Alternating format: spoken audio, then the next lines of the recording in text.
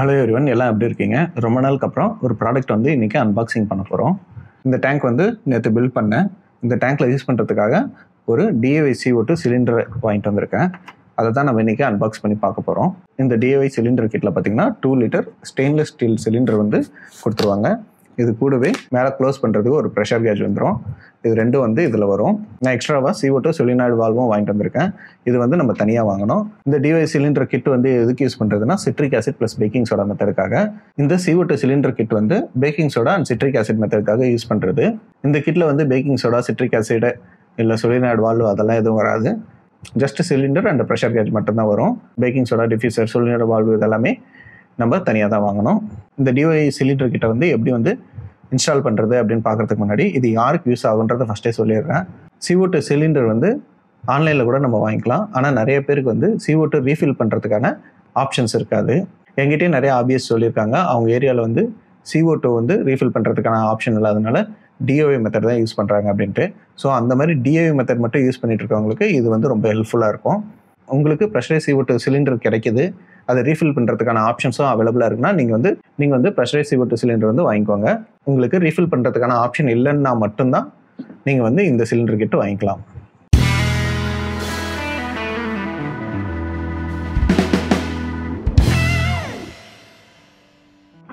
இப்போ வந்து சிலிண்டரை வந்து அன்பாக்ஸ் பண்ணி பார்த்துடலாம். நான் ஃபஸ்ட்டே சொன்ன மாதிரி இது வந்து 2 litre stainless steel CO2 cylinder. இந்த சிலிண்டரில் வந்து நம்ம packing soda, citric acid plus water வந்து ஆட் பண்ணணும். சிலிண்டர் வந்து நல்லா வெயிட்டாகவே இருக்குது. இதில் எவ்வளோ வந்து ஆட் பண்ணணும் அப்படின்றது மேலே லேபிளில் கொடுத்துருக்காங்க.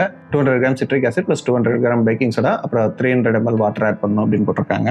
அப்புறம் இன்ஸ்ட்ரக்ஷன்ஸ் எல்லாம் இங்கே சைடில் சைனீஸில் இருக்குது. கீழே இங்கிலீஷ்லேயும் கொடுத்துருக்காங்க க்ரீன் கலரில்.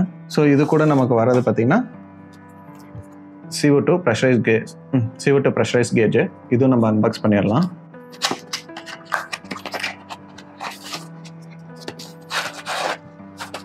இது வந்து இந்த சிலிண்டர் மேலே க்ளோஸ் பண்ணுறதுக்கு இதுலேயே வந்து பார்த்திங்கன்னா சின்னதாக ப்ரெஷர் கேஜும் இருக்குது.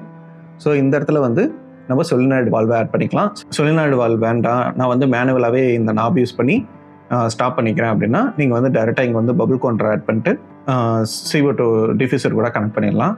இல்லைனா சொலினாய்டு வால்வ் வந்து நம்ம இந்த இடத்துல ஆட் பண்ணோம், அதுக்கு மேலே வந்து நம்ம பபுள் கவுண்டர் ஆட் பண்ணுற மாதிரி இருக்கும்.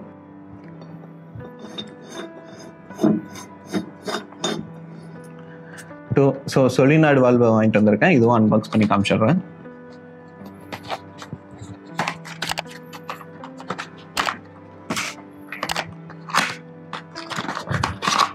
ஸோ இதில் வந்து அடாப்டர் இருக்கு.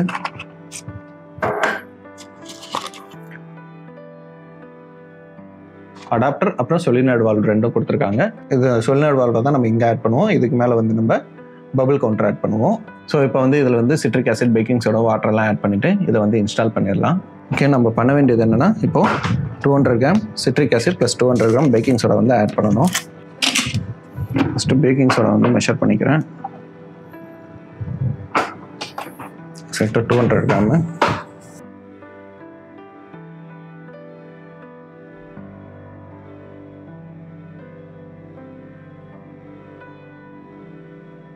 பேக்கிங் சோடாவை போட்டுடலாம்.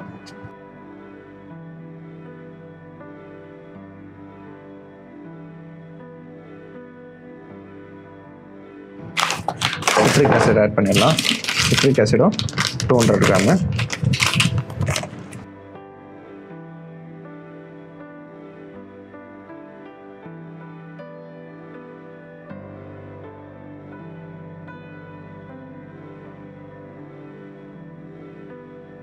ஸோ சிட்ரிக் ஆசிட் 200 கிராம் எடுத்திருக்கேன். இதையும் வந்து ஆட் பண்ணிடலாம்.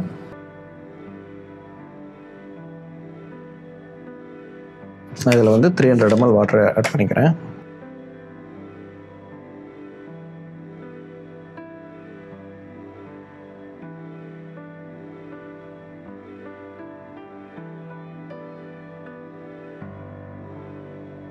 நம்ம இந்த சிலிண்டரில் வாட்டர் ஆட் பண்ணும்போது இந்த சிலிண்டர் வந்து 45 டிகிரிஸ்க்கு வச்சுட்டு தான் வாட்டர் ஆட் பண்ணணுன்றது இங்கே இன்ஸ்ட்ரக்ஷன்லேயே இருக்குது.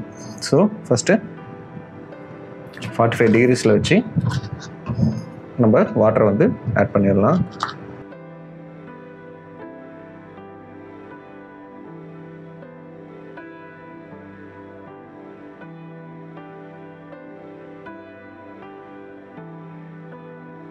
உள்ள ரியாக்ஷன் ஆகிற சவுண்டு நல்லா கேட்குது.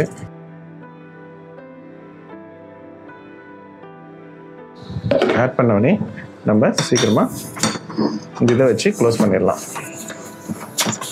ப்ரெஷர் பாருங்கள் எப்படி பில்ட் ஆகுதுன்னு. ஓகே, ஃபுல்லாக டைட்டாக க்ளோஸ் பண்ணிட்டேன். நல்லா சில்லுன்னு ஆயிடுச்சு சிலிண்டரு. நெக்ஸ்ட் வந்து நம்ம இதில் சொலினாய்டு வால்வ் பபிள் கவுண்டர் எடுத்து ஆட் பண்ணிடலாம். ஃபஸ்ட்டு சொலினாய்டு வால்வ் வந்து ஆட் பண்ணிடுறேன்.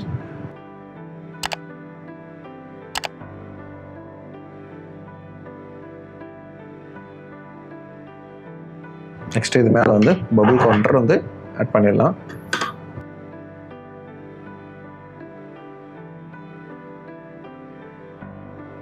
எல்லாமே இது பண்ணிட்டேன். இப்போ ப்ரெஷர் வந்து 100க்கு மேலே போயிடுச்சு. நம்ம இதில் வந்து பபிள் கவுண்டரில் வாட்டர் ஃபில் பண்ணிடலாம்.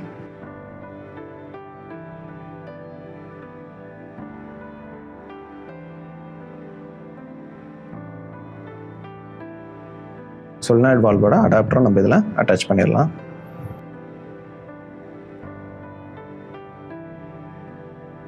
நான் ஆல்ரெடி வந்து நியோ டிஃப்யூசர் ஓப்பன் பண்ணி அது ஃபுல்லாக வந்து செட் பண்ணி வச்சுருக்கேன். இப்போ இந்த டிஃப்யூசர் வந்து நம்ம ஆட் பண்ணிடலாம்.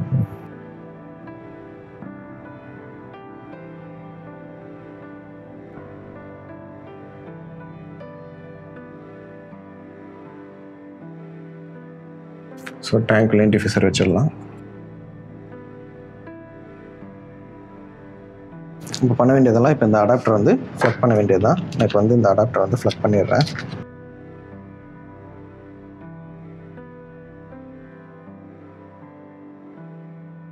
சொலினாய்டு வந்து ஆன் ஆயிடுச்சு. நெக்ஸ்ட் இந்த வால்வ் வந்து அட்ஜஸ்ட் பண்ணிட்டு நம்ம CO2 இந்த பபிள் கவுண்டரில் செக் பண்ண வேண்டியதுதான். ஸோ CO2 ஆல்ரெடி ப்ரொடியூஸ் ஆக ஆரம்பிச்சிடுச்சு. பபிள் கவுண்டரில் நமக்கு எத்தனை பபிள்ஸ் வேணுமோ அதுக்கு தகுந்த மாதிரி நம்ம செட் பண்ணிக்கலாம். ஸோ CO2 டிஃப்யூசர்லேயும் CO2 வர ஆரம்பிச்சிருச்சு. ஸோ இப்போ ப்ரெஷர் பார்த்தீங்கன்னா 200 பக்கம் இருக்குது. ஒன்ஸ் வந்து இந்த சிலிண்டருக்குள்ள இருக்கிற ப்ரெஷர் ஃபுல்லாக காலி ஆயிடுச்சுன்னா இது வந்து 0க்கு வந்துடும். ஸோ அந்த டைமில் நம்ம மறுபடியும் ஓப்பன் பண்ணிவிட்டு citric acid 200 gram, baking soda 200 gram, 300 ml water ஊற்றிட்டு மறுபடியும் இந்த ப்ரொசீஜர் செய்யணும். ஸோ ஒவ்வொரு டைமும் எம்டி ஆகும்போது நம்ம இந்த மாதிரி ரீஃபில் பண்ணிக்கலாம் இதை. ஸோ இந்த DOI CO2 சிலிண்டர் கிட்டோட இன்ஸ்டாலேஷன் இவ்வளோ தான் முடிஞ்சது.